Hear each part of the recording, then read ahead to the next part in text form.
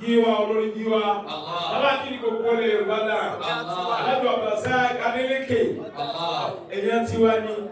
Èèyàn tiwa láàánú tiwa. Tàbá ti rí wọn gbogbo fẹ́ ti sẹ̀.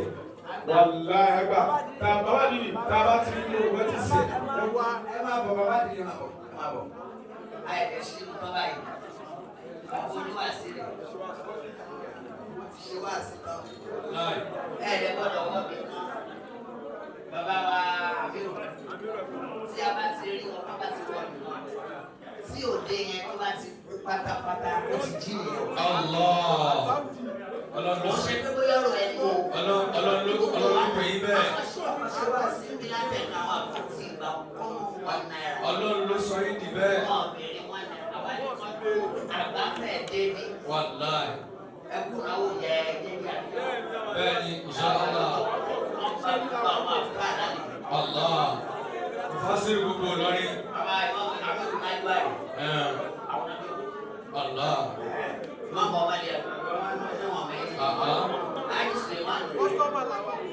Agba. Òsínà fẹ́ràn lọ yín ẹ̀yà ìgbàgbà sí wọn.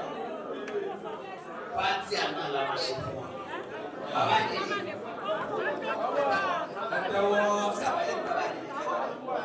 Wọ́n. Látẹ̀nu Awero wa. Allah. Wàláhì làwọn. Ẹ̀yin làwọn jẹ. Má ṣe wà ilé mi sí.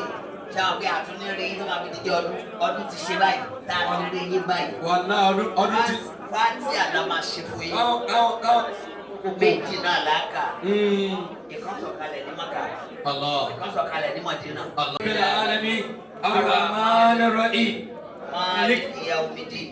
إياك نعبد وإياك نستعين اهدنا الصراط المستقيم صراط الذين أنعمت عليهم غير المغضوب عليهم ولا الضالين بسم الله الرحمن الرحيم الحمد لله رب العالمين الرحمن الرحيم مالك يوم الدين إياك نعبد وإياك نستعين اهدنا الصراط المستقيم صراط الذين أنعمت عليهم غير المغضوب عليهم ولا الضالين آمين.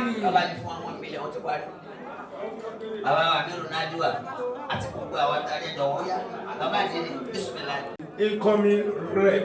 Allah. House of Rep wa. Incoming House of Rep. Alájọ lọ sí ọlọ́dà. Assalamu alaikum sir. Nígbà tí alájọ wa ṣáàmùsì nínú. Ajagun wa. Wọ́n náà láìpẹ́ púpọ̀.